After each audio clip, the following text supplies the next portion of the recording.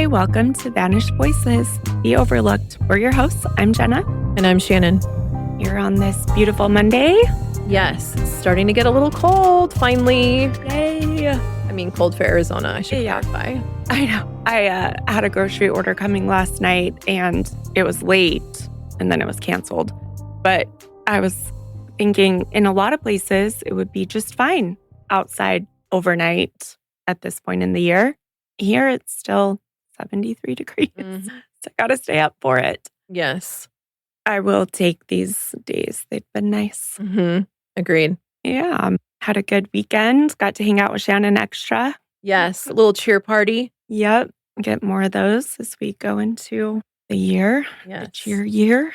I have a case for you today that I had not heard before. It took place in Kansas City. Oh. Somewhat kind of close to where you grew up. Yeah. Yeah. And it happened in 2005, so you weren't there anymore. No. Yeah. In this episode, I relied heavily on the research and reporting from KSHB 41's investigation team. Is that the local news station? It is. Okay. Kansas City, but I couldn't figure out what KSHB stood for. It stands for anything. No, that's what Google told me. Yeah. And I was like, I remember cake, K-A-K-E. Oh. Couldn't tell you what it stands. It has nothing to do with anything. Interesting. Yeah. I think it's just letters that they sign themselves, like an area code or something. Right. So I guess that's what it was. But they have had a series into missing and murdered Indigenous people and the crisis surrounding that. And their research was really well done. They had interviewed the mom, the sister, and others close to our victim, whose name is Lakota. And their story was done in 2023 and 2024, published in early 2024. Okay. They also had spoken with detectives on the case. I just wanted to shout them out because they're doing really great work to bring awareness for cases like this. In their reporting, they had a promise to continue covering these cases. I love that. Until they're solved. Yeah. Oh, I love that even more. Yes, me too. I also got information from AP News, who had done an interview with Lakota's sister, Wynette, and that was in 2018. There was a little bit of information from Defrosting Cold Cases, which does a good job covering cold or unsolved cases. I will link those and then also all of the other resources that we used to create this episode. And you can see all of that on our website, vanishedvoicespodcast.com. You can also read about the case, see some of the pictures that we'll mention, and like I said, see all the resources that we used. Yep. All right. This case just hit its 20-year anniversary, which has to be such a horrible marker, I feel like, for the family. It's a long time. A long time without answers, without information. Yeah. And Lakota's sister spent years and years every single week reaching out to detectives. Wow. Yeah. Our story starts on October 16th, 2005. A passerby driving in Independence, Missouri made a grim discovery. What looked like a discarded roll of carpet in this weedy, vacant lot off of Highway 40 turned out to be the body of 22-year-old Lakota Renville.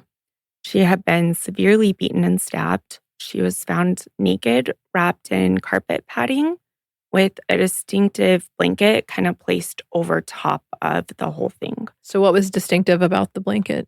I will show you this picture of it. And we'll post it. Oh, okay. Yeah, so a beautiful blanket. It looks like one that we're very familiar with, right? Yeah, yes. From the Southwest.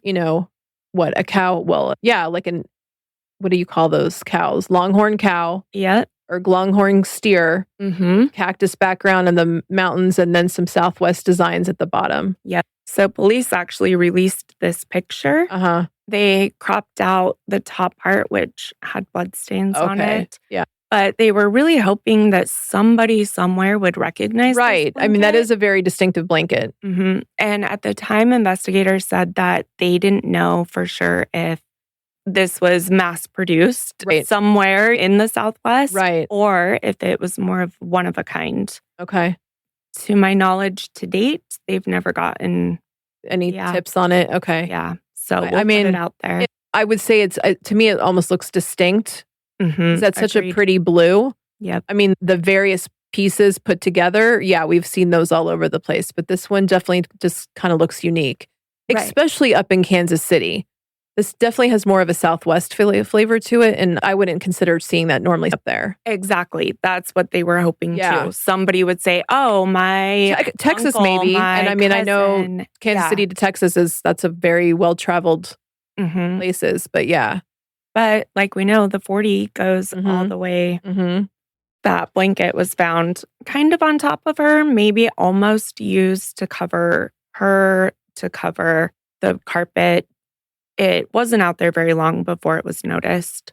Lakota's head was exposed when the driver went past, which is how they knew it was something more than just Carpet. that, like, maybe had fallen off of a truck or something. Right. Also, it was only 3 feet from the street. There was really no effort to bury or hide her. And in fact, an Independence police detective noted there's no evidence of anybody trying to conceal this body. I mean, thrown out of a vehicle? Exactly. Yeah. That's their guess. And we'll get to it, but there was a report of a car that had been parked there for a minute. Oh, And we'll also post a picture that's of true. that. It's probably Mhm. like especially rolled up in I know how rolled up rugs feel like, so that's Right. heavy upon itself, and then add a body in there. Mm. Probably not just So- a quick throw out of the vehicle. but a quick Deliberate, effort yes. in the end. Right. The brutality and brazenness of the crime shocked the community, also devastated her family, of course. They lived over 500 miles away on a reservation in South Dakota. So she was not from the Independence, Missouri area. She was not. She grew Okay. up in South Dakota. Okay. Her murder, like I said, remains unsolved to this day. Her sister says that it's still really hard after 20 years. It still feels like it happened yesterday. Ever since 2005, Lakota's loved ones and Native community members gather to remember her, working really hard to make sure her story never fades. Lakota was born on July 6th, 1983. She grew up in a close-knit family on the Lake Traverse Reservation, which is home of the Sisseton, Wahpeton Oyate in northeastern South Dakota. Sisseton Wahpeton is the tribal name, and the Oyate is a Dakota word that means the people or the nation. By all accounts, Lakota was gentle. She was shy. She had a big heart. She was a compassionate person with a lot of empathy for other people, which her mom said in the KSHB article. From a young age, Lakota had a soft spot for the vulnerable.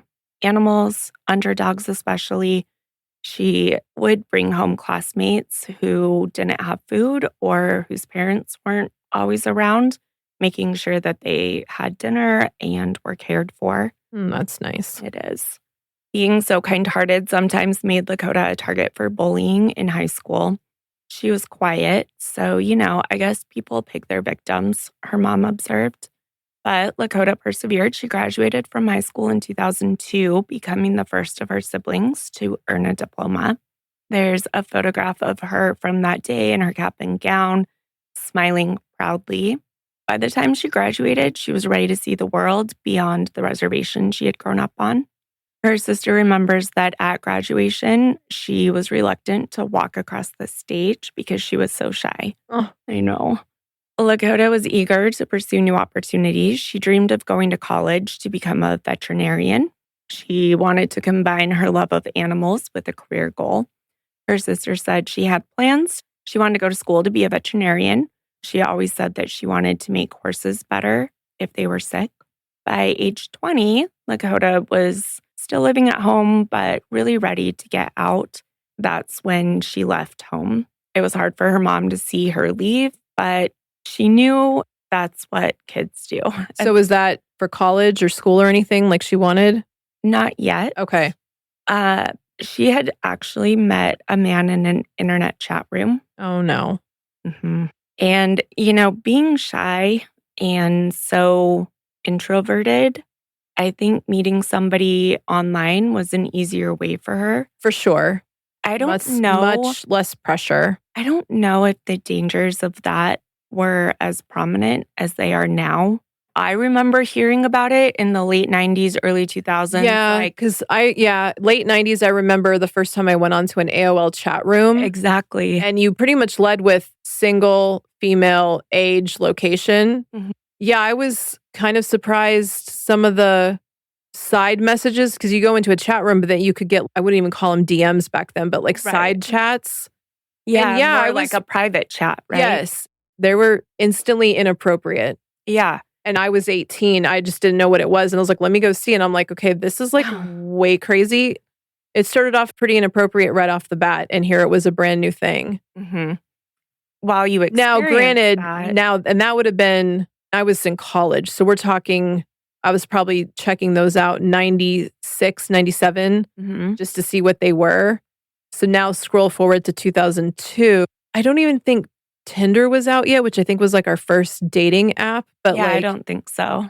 yeah, so that's interesting. And I don't know about the like Discord and all the gaming ones that are available now. Those seem to be newer too. It could have been like the MSN chat room. Yeah, I'm now Hotmail. married and Yeah. having kids. So I'm like, I wouldn't even have any idea. But I just remember that when I did venture into an AOL chat room in like later 90s, it was instantly inappropriate, which I thought was kind of funny and rather bold. But it makes sense now when you see what happens on DMs on Twitter and Instagram, etc. And if she had experienced that, but then had people who were kind and not instantly inappropriate, you could probably feel that safe would be and grow that relationship. That would be grooming. Exactly. Which I believe it was. Yeah. This online friendship, I guess, seemed really exciting, full of promise, enough so that she packed up and drove more than 500 miles south to the Kansas City area to meet this man in person. Had she spoke to him on the phone? I'm not sure on that. I'm like, okay, FaceTime didn't exist. So I'm like, how would you have seen this person? But you could send pictures via flip phones by this point. True. Yeah. Yeah. Because I still had a flip phone then.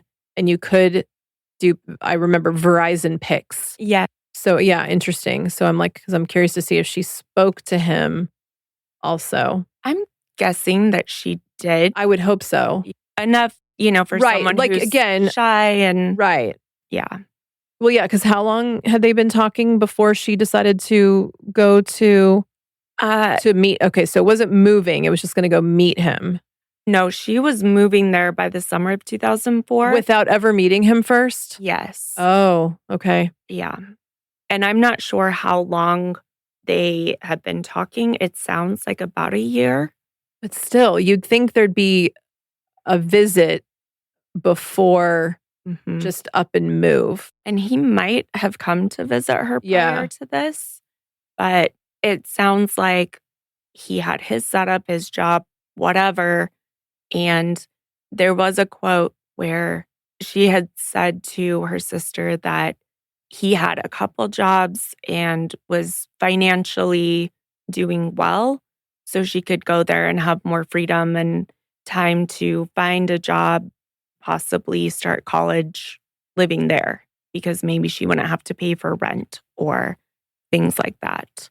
When she got there, reality was not the romance she'd imagined. She soon found out that the man and the relationship were not what she thought. According to her mom, Julie, this man isolated and exploited Lakota. Exploited her how?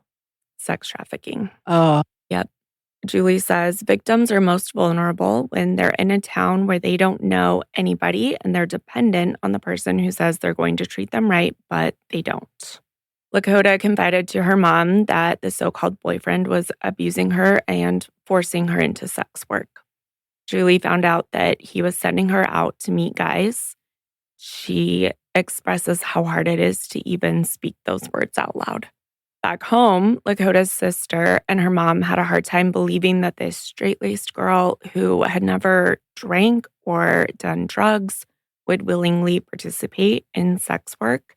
And it seems like they were right. Lakota was not doing this by choice. I'm assuming that they don't know where she is. And I don't think they have the gist, specific but like, address. right. Exactly. Yeah. In the early 2000s, the term sex trafficking wasn't widely understood in their community, and what Lakota was going through seemed to unfold in the shadows.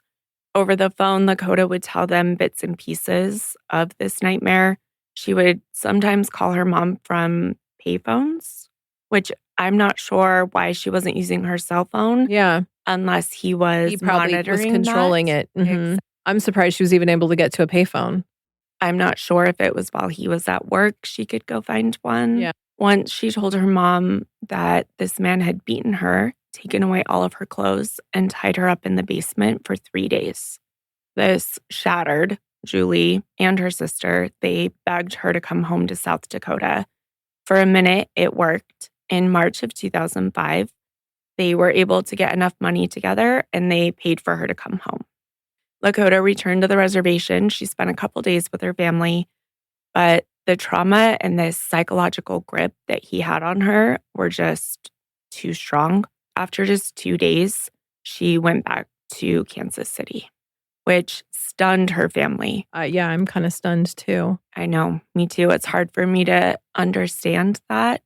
Her mom said, "I didn't realize until after her death how extremely difficult it is for women to leave their traffickers." Which I don't think I knew that either. Mhm. Because I know it's hard to leave like an abusive spouse, which I guess you could say he is, but it's like she showed up and he instantly turned her out. I guess though, if he'd been grooming her for that long, she's in a false sense of security thinking he's gonna, yeah. I guess it would be the same Stockholm syndrome type thing and same thing with the abuser. Right. But the fact that, well, no, it doesn't matter. There's plenty of times where women get pulled out by their family just to go back to their abuser.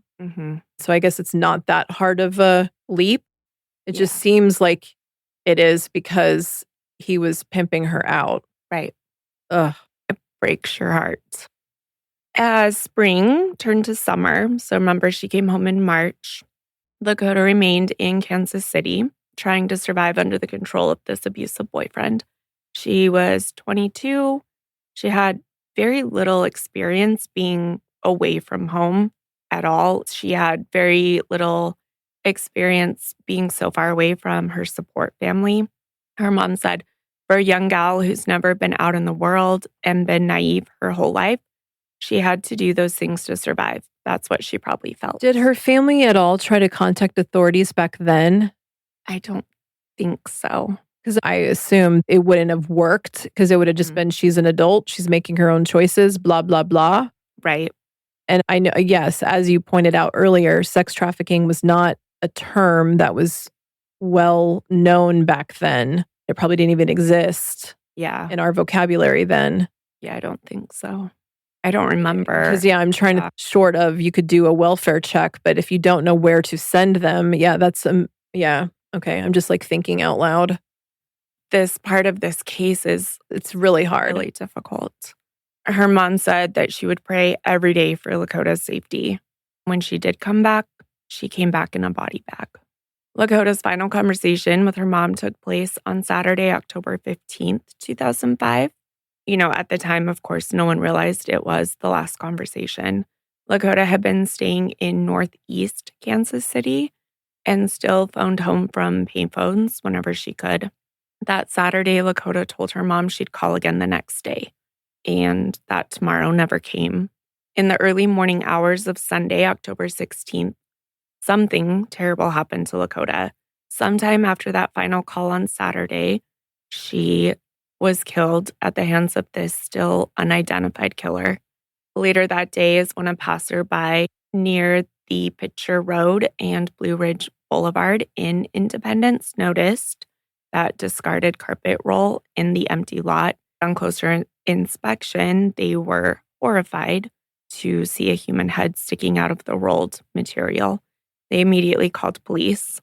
Investigators arrived at the scene. Lakota was found nude, wrapped first in pieces of carpet padding and then encased in that large blanket with the desert Southwest pattern. The only part of her exposed when officers got there was her head. Officers realized right away that she had died a violent death. An autopsy later detailed that Lakota had been badly beaten and stabbed multiple times. Independence Police Detective George Parks remarked on how unusual it was that her killers didn't even bother to hide her body beyond dumping it in that lot. He said, "Murderers usually try to cover up their crimes, but whoever killed Renville didn't seem to try at all, other than the blanket.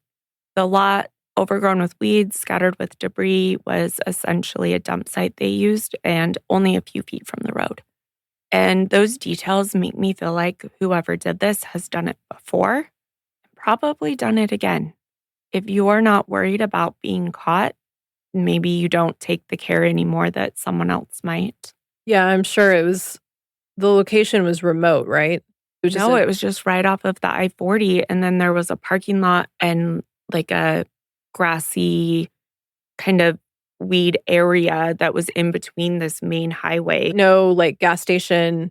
Mm-mm. Yeah, so almost like off-ramp, dump, Yeah, on-ramp. So I would say somebody that exactly. knows the area, Yes. knows that this place exists, hmm and, hey, it's just empty, no one's gonna notice because there's nothing for them to go to. Right. Police canvassed the area and soon found a witness who reported seeing a vehicle around dawn that day.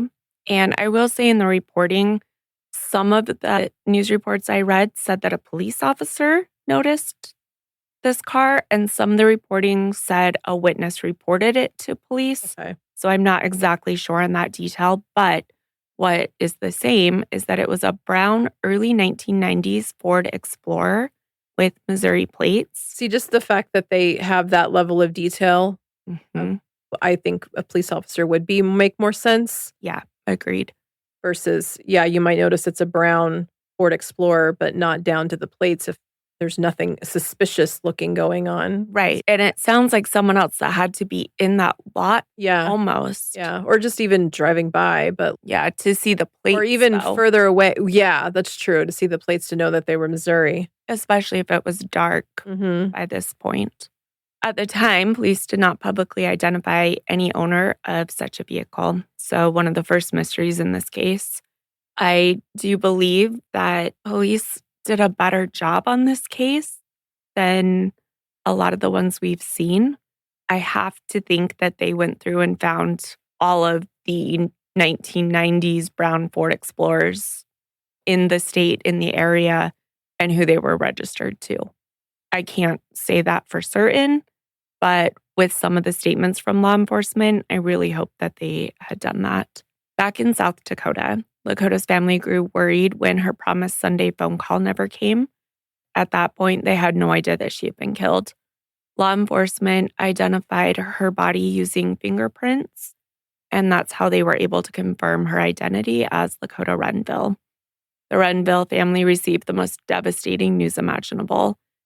Her mom said, "During that time, I was expecting her to call, and instead, I got a call from police." Lakota's remains were returned to her homeland for burial.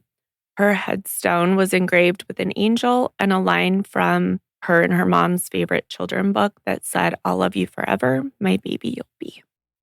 I'm going to back us up a minute because I just had a thought. How did they have her fingerprints so soon? Because had she been picked up in Missouri for prostitution? I did not see any reports that she had been picked up before. Yeah, I'm curious to know how they would have had her fingerprints to be able to identify her that way. Yeah, so quickly. That's a good point. I will look into that. I'm not sure. I didn't see any reporting that said she'd ever been arrested. Right. But detained, whatever. How else would they have? Yeah, I mean, she's from South Dakota. I know when I volunteered, I had to give a fingerprint card. Yeah, My same. fingerprints are on record for that. But it's, I mean, gosh, that was so many years ago. They're probably not even on record anymore. But like, yeah, I'm just curious. Because she hadn't been reported missing. Right. Yeah, like clearly she spoke to them the day before. Right. And it was just within a day or two that they got back to the family saying they had found her. The Independence police immediately opened a homicide investigation. Early on, they admittedly had few leads about what happened. They said they were trying to open up the chapters in her life and backtrack and see what they could find. Detectives had to reconstruct Lakota's final moments largely from scratch, especially as an out-of-state victim with almost what they described as a transient lifestyle in Kansas City, Which just is, because she was again, living with the typical with sex boyfriend. workers or Yeah. sex trafficked girls. They're moved around a lot so that they can't Mhm. make friends, get acclimated to their surroundings. Build a support system. Did her family know this man's name that she was with? Yes. Okay. So they were able to provide the police with, Mhm. here's her last known person she was been around, and here's what he was doing to her. Yes. One of the first things they did was examine where she might have been picked up or last seen alive.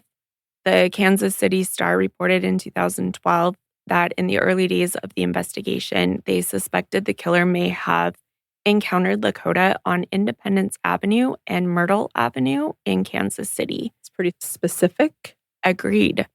A lot of the details in this case are very specific.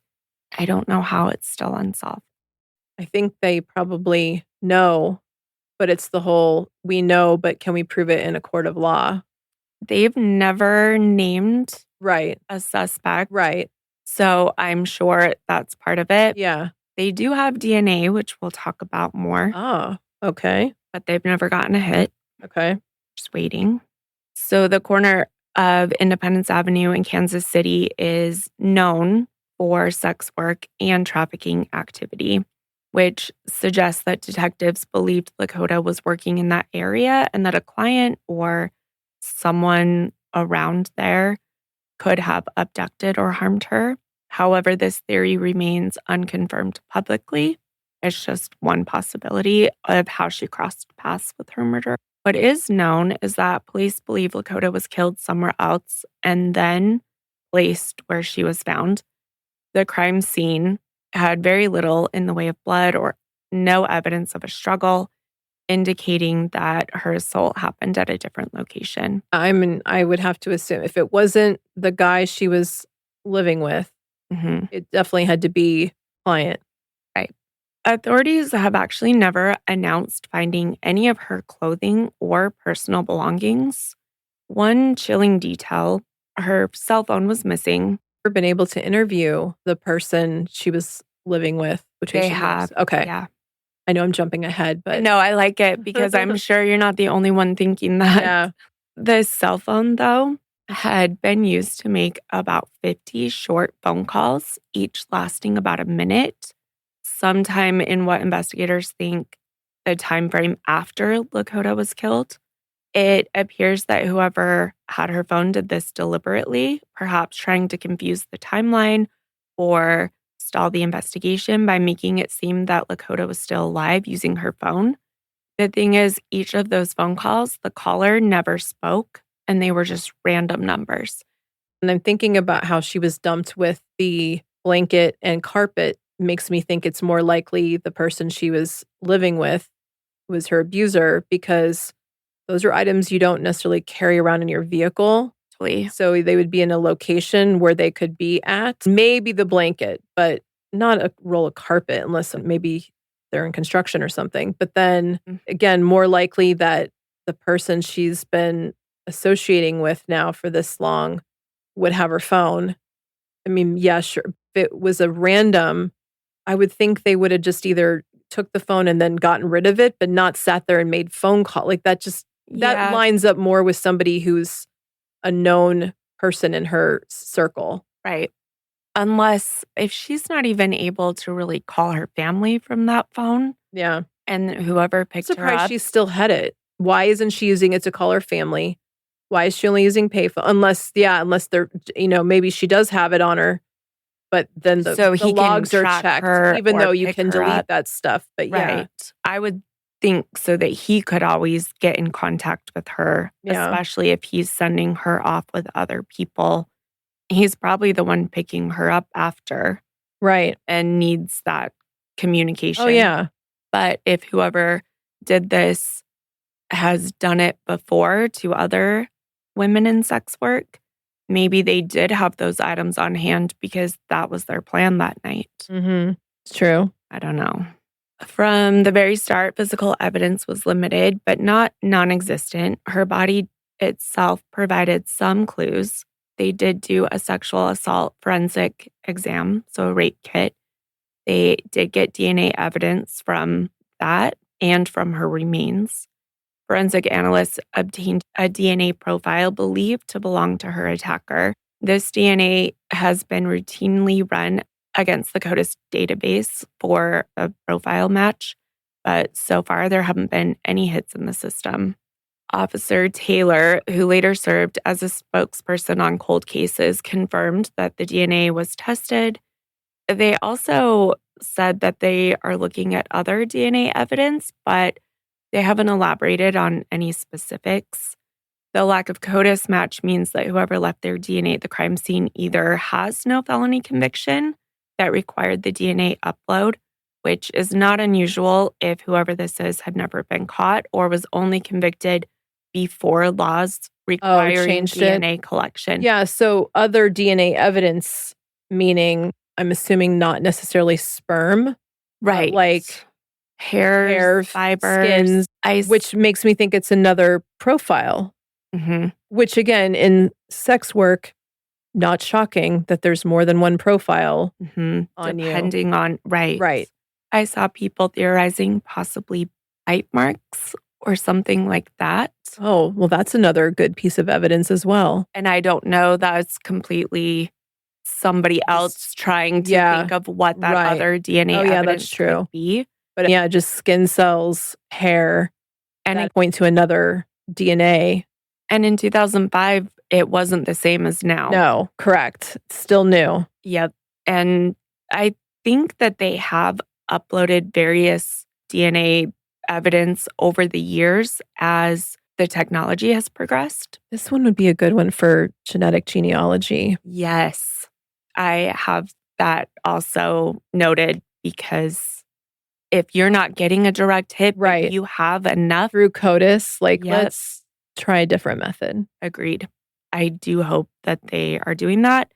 I'm not sure if they have, but even to do a genetic profile where you can put it in and get a picture of what they would look like at the time. Exactly. Which has been so spot on in some of the cases that I've covered for Crime Clueless. We've had cases solved that way. Yeah. Investigators are keeping many details close to the vest because they're hoping that when they get to finding whoever it is, they're able to use everything they have to make it a solid case. So there could be a lot more that they have or that they've dug into that we don't have publicly released. With the blanket, we talked about it. I'll post a picture of it. Police really hope that somebody will recognize it and remember, so-and-so had that blanket on their couch. Like, my parents have a blanket from when they lived in Phoenix when I was 1 or 2 that has traveled with them. And I can picture it so specifically. And that's kind of what this reminded me of. Oh, yeah. No, it totally looks like something we would see in any of the tourist shops, the Native American shops where they make the woven blanket. Like, it looks like something that you would just pick up in there. Yeah. Living here, it just really speaks to me. Well, and it looks well made. It doesn't look like a cheap blanket. So I wonder why they used that one. Right. I'm sure it was what was available. I mean, granted, I'm just looking at a photograph, but it looks like a very well-made blanket. And unfortunately, it could be one that somebody donated to Goodwill. True. And somebody else is planning to do this, doesn't want to use anything of their own. Yeah. Picks up 10 blankets that are all unique and uses them, which is a very dark thought. But this case to me somehow just screams that it's not an isolated case. I don't know why. I just can't stop thinking that. Another interesting clue, Lakota's autopsy report noted that she had a phone number written on her left palm in pen. I remember you doing that all the time when I was younger. Yep. You just got to write it down real quick. Can't forget it. Need to take it with you. Although I learned in your palm, you could sweat it off. So to write it on the outside of your hand. Or on your arm where you're not going to wash it off. Yes. Yep. Police have never publicly said whose number it was. And when a local reporter asked if they'd trace that number, the Independence Police declined to answer, citing the open investigation. I don't know if it was the last number Lakota called or if it was one she intended to call, maybe someone she met shortly before her death. I'm not sure, but it is an interesting clue. From the beginning, police worked to identify anyone who had been in Lakota's orbit. They questioned several people in 2005 and unfortunately or fortunately ruled out each one. According to Officer Taylor, every lead that has come in has been followed, but so far none have panned out. He said in 2023, right now we don't have any leads on the case. We've investigated every lead that's come in, which goes to show how persistent this case is at staying cold. There is no named suspect, and police have kept no persons of interest that they've shared with the public. Lakota's family has long held suspicions about the boyfriend who lured Lakota to Kansas City. They believe, and I agree with them, that he was the root of her troubles, whether he's responsible or he just put her in danger's path. Julie, her mom, is adamant that he needs to be looked at more closely. She said he's the one who sent her out. He should know where she was, if that was his job per se, referring to how he trafficked Lakota. She thinks that he's covering up, not saying things, not working with police. That's not been confirmed, but that's the feeling the family's gotten. The media to date have not named this man since he's never been charged, but her sister did share his identity with reporters off the record. To this day, he maintains his innocence. In fact, in January 2017, more than a decade after Lakota's death, her former boyfriend unexpectedly contacted Lynette. He called her and insisted he had nothing to do with Lakota's murder. Her sister felt that it was a really strange, unsettling conversation. 10 years later, yeah. Thanks. Yeah. I mean, too little, too late. But also, why? What are you doing to help find her? Wasn't she your girlfriend? Quotation marks. Right. Are you did you care? Yeah. I don't think he cared, which is no, tragic. Clearly not, since he was using her for one reason only. And that was to make money. Yep. Lynette says, why reach out after all that time just to deny involvement? It's really odd. She has spent years calling the police weekly for updates, and she told the Associated Press that she does not trust him at all. And because of how he's cooperated or not, she has little hope now that the case will ever be solved. She says her focus is on Lakota not being forgotten rather than on seeing that man punished. It's still hard for the family not to wonder if he was directly responsible. I mean, at the very least, indirectly. For their part, Independence Police won't comment on whether he's ever been considered a person of interest. When asked, a police spokesperson said, "We cannot answer any of the questions due to the open status of this case." He added, "I do hope your story can get the attention of anyone with information." So they haven't come out and cleared him, but they also haven't said anything about him being a person of interest even. Whether the boyfriend was the killer or not, Lakota was clearly a victim of trafficking and exploitation during her time in Kansas City. This makes Lakota's case part of a much larger pattern where vulnerable Indigenous women are preyed upon when they leave their communities seeking a better life or just a change of scenery, a different life, whatever the case may be. We fail with missing Indigenous women. We are being failed here, said Colette Big Spring. She's the mother of another Kansas City area Native teen. She was speaking about the systemic gaps in protecting women like Lakota. In Lakota's story, those failures are just so stark. An online predator, an inadequate early response to her victimization, which is what you pointed out, was her Right. family reaching out. Right.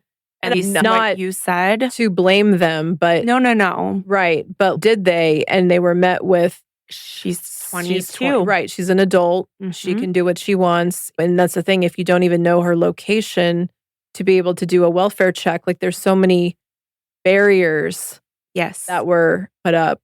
Right. Despite all of the frustrations and roadblocks, investigators do express cautious optimism that maybe science can crack this case. The DNA is regularly run through CODIS to check for matches. If any new arrestees or convicted offenders, if their information is put in, then police in Independence will get an email. And they said they regularly hope for an email that they get some kind of hit. Cold cases from the 70s and 80s are being solved today using methods like genetic genealogy, which Shannon brought up.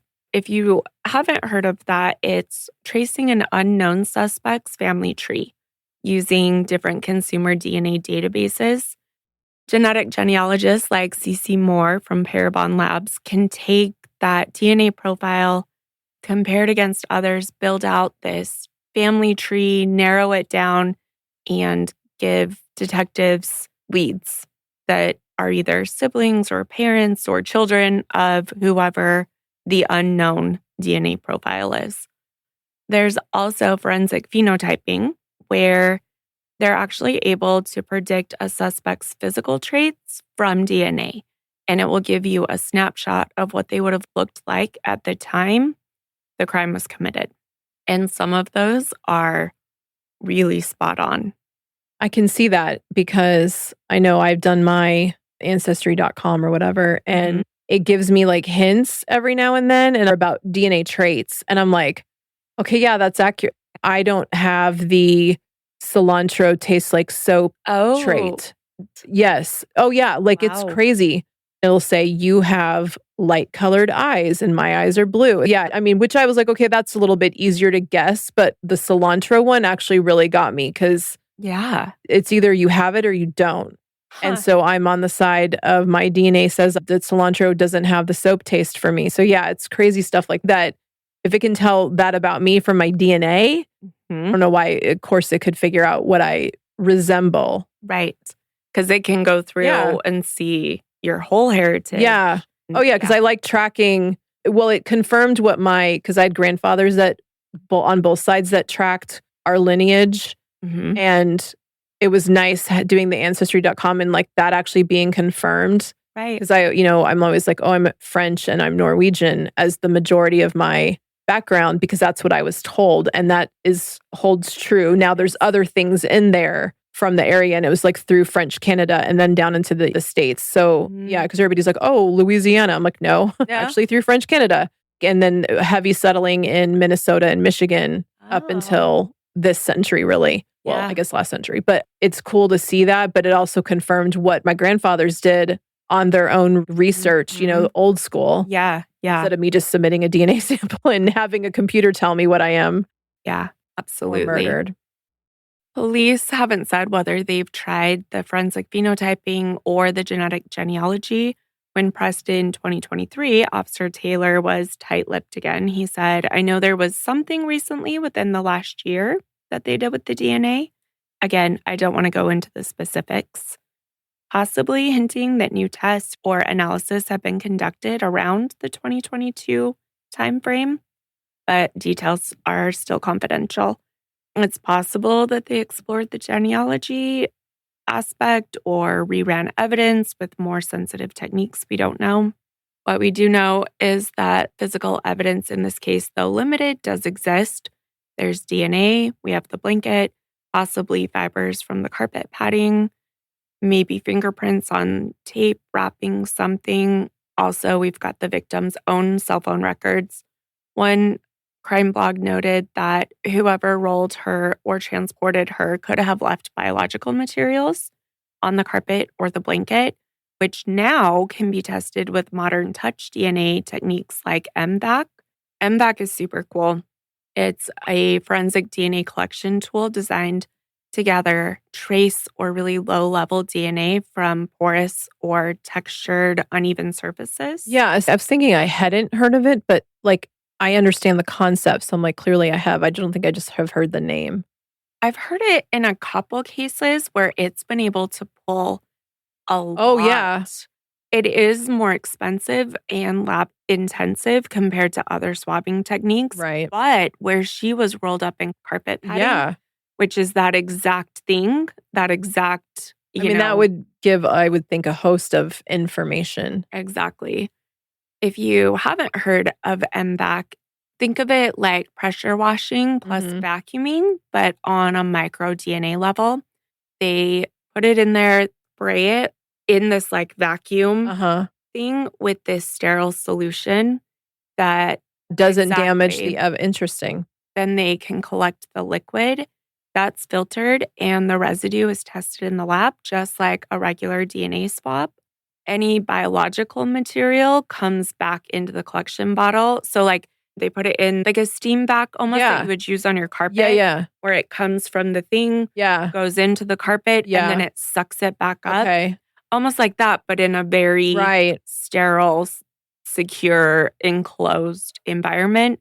And that vacuum can pull it. There's another one too, similar, where they use different trace elements to pull off fingerprints in a vacuum setting that pulls off ones they weren't able to get before. Okay, I think I've seen that one too. Yeah, there's a case in New York where someone was killing men that they met in LGBTQ Mhm. bars, Bars. and they were able to get fingerprints using that technique, Okay. which was really interesting. But that could be a really good tool to use in this specific case. From day one, Lakota's family has refused to let her case slip away. Even though they live roughly 9 hours from Kansas City, they've still been relentless advocates for Lakota. Lynette said that for over 5 years, she called the police every single week, hoping that a new tip or some kind of new DNA advanced technique would lead to Dakota's killer. Lynette made a promise to her little sister's funeral. She said, "When they brought her body back, I promised her that I would find whoever did this to her." Every year around the anniversary of Lakota's death, the family ensures that her name is spoken and her life is honored. They travel to Independence to hold vigils and even perform traditional tribal ceremonies at the site where her body was found. In 2006, 1 year after the murder, family members and tribal elders gathered on Pitcher Road for a ceremony to, quote, recover her spirit and take it back to her home reservation. The reporting says that they burned sage, they prayed, and they let the community know that Lakota was loved and will never be forgotten. I really love Native traditions and I how do they honor their people and honor their ancestors. And Mhm. just love this whole, like all of it. And I love learning about, Yes. because there are over 500 federally Right. recognized tribes, Mhm. and they have Different methods. Yeah. Yes, Like, so I love learning about it for me sure. too.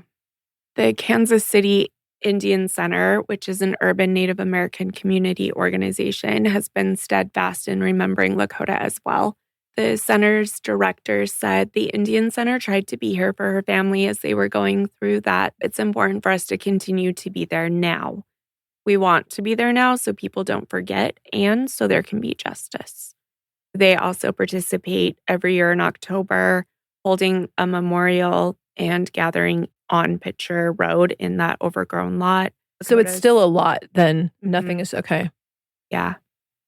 The Kansas City Indian Center also gone out there at times to clear weeds, sing prayer songs. They've planted flowers over the year. All their gestures send a message: Lakota's life mattered. Back home in South Dakota, Lakota's relatives have turned their grief into advocacy. Every year they go out and do an MMIW walk. Her mom said they walk to raise awareness of Lakota's case and also the broader crisis of missing Native women. We know her story is tragically one of many, but by speaking her name, we can highlight the injustice of all those unsolved cases.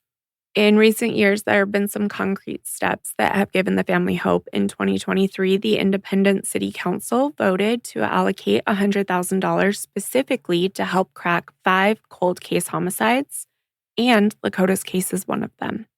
This funding can pay for advanced lab tests, additional investigative work, or even reward money for tips. Fresh eyes are periodically on the case as well. It's not sitting forgotten on a shelf. Independence PD is still working on it. They have confirmed. There's been a new billboard that was put up in early 2024. The Sovereign Bodies Institute, which is a Native-run research group focused on MMIW cases, partnered with Lakota's family to put up a giant billboard in Kansas City featuring Lakota's face and details. It stands at 78th Street and Trost Avenue. I think it's Troost Avenue, which is a busy urban intersection. The billboard pleads for anyone with information to come forward. Lakota's story is personal and specific, but it is emblematic of the larger crisis, which we know. We know that Indigenous women and girls face disproportionately high rates of violence, disappearance, and murder. By telling Lakota's story, we hope that we can shine light on this broader pattern, specifically in the region that she was connected to. According to research by South Dakota Searchlight in South Dakota, which is where Lakota was born and raised, Native Americans make up about 9 to 10% of the population, but they account for roughly 60% of the state's missing persons cases. It's always wild to hear. What about Missouri? Missouri, their Indigenous population is a lot smaller. It's less than 1%, according to census data. Urban cities and areas like Kansas City have become a destination for trafficking. And I think it's because it's right off of that I-40 route. Mm-hmm. They don't have statistics. There is no comprehensive public count of MMIW cases in Missouri. Yeah, I'm knowing that the numbers are so disproportionate when it's a smaller population and yet account for, like in South Dakota, 60%. Mm-hmm. Knowing that they're only a 1% of the population in Missouri, I would love to know what their percentage is there, because I bet we would see the same, where it's a disproportionate amount of natives being the ones that are missing. Absolutely. Or murdered. Yeah. It is extra infuriating to me that they have decided not to either have that information or make it public, or I don't know. They probably haven't been asked, but I mean, I I hope, since the news station is specifically focusing on this, maybe that prompts them to look into that a little further and maybe put some statistics up there, or maybe even the news station can figure it out, do their investigation while they're doing that. I mean, because Lakota was technically she was there. She was a resident in Missouri. Right. Exactly. She was a resident. Yep. And they do not have those numbers. Along those lines, the contrast in media attention is notable. Lakota's murder received very brief local news coverage in 2005. Oh, I'm sure they probably just assumed she was a sex worker and not there, against her own volition. Exactly. And that is infuriating as well. And I think that contributes to the lack of news coverage. Of course. Yeah, that affects sex workers a lot. That's regardless of ethnicity. Yep. And then when you have the two together. Right. Oh, yeah. Yes. Yeah. There's an activist named Wayne Garvis Lawrence who pointed out that in 2021, which is when Gabby Petito went missing and dominated the headlines, there were 716 other cases in Wyoming that didn't receive any attention as well. The reason I bring him up is because he quite literally ran across the country to raise awareness for missing and murdered Indigenous women, and he had Lakota's name painted on the side of his support van, along with hundreds of other names. And, the point isn't to compare tragedies, but to ask for equal urgency and visibility for Indigenous women's cases. I 1,000% agree. Progress is slow and implementation has gaps in the region that we're discussing today. For example, it was found that no law enforcement agencies in Missouri or Kansas have yet submitted their protocols for handling MMIP cases to the DOJ, which is encouraged by a new federal law from 2020 called Savannah's Act. It is voluntary, not mandatory. And neither of those places have voluntarily participated. Wow. Yeah. Nearly 20 years have passed since Lakota's bright life was stolen. She would be 42 years old today. Perhaps she would have become the veterinarian that she dreamed of being. Perhaps she would have a family of her own. We'll never know because someone chose to commit this heinous act and they've been walking free for 20 years. But it's not too late for justice. For those of you hearing her story, today is a new day, a day that we can choose to help. This is the part where we turn the narrative into action. If you have any information about what happened to Lakota Renville, if you overheard something back then, if you recall a friend or a relative who had a strange connection to the case, the area, the blanket, the brown Ford Explorer from the 90s, if you recognize any of those, please speak up. However small a detail, it could be the missing piece that investigators need. You can contact the Independence Police Department or Kansas City Crime Stoppers Tips hotline at 816-474-TIPS, TIPS. Tips can be made anonymously. And after all of these years, even secondhand information or a rumor might be exactly what detectives need to finally make an arrest. Officer Jack Taylor said any tip, big or small, could finally bring the Renville's family justice. And even if you don't have information, there is a broader call to action. Help break the silence surrounding missing and murdered Indigenous women. Share Lakota's story with others. Support organizations like the Sovereign Bodies Institute or local Indigenous women's shelters or advocacy groups, and we'll link some in the show notes and on our blog. Make an effort to educate yourself and those you know about the MMIW crisis, not as this distant issue affecting other people, but as a national tragedy that happens in every single state. And we will cover a case from every single state because every single state has cases. As Anita Lucchesi said, we are all connected. We all have a responsibility to spread awareness, support the family, and advocate for justice. And that advocacy can take so many forms. Attending an MMIW awareness event, volunteering, pushing your elected officials for better laws, even just simply listening and believing families like Lakota's who come forward with their pain. The fight for answers and justice continues today, and so does the plea from her family. If you know something, heard something, please come forward. Do the right thing when urged at the 20th anniversary gathering, which was very recently. So that's our closing message to you. Please do the right thing, help bring justice for Lakota, and ensure that her voice, though silenced in 2005, continues to echo loud and clear until the truth is found, and whoever did this to her is held accountable. Thank you for being part of this episode of Vanished Voices. We deeply appreciate your time and attention in helping us honor the lives behind these too often overlooked cases. For links to all the sources and references used in this episode, head to our blog through our website, vanishedvoicespodcast.com.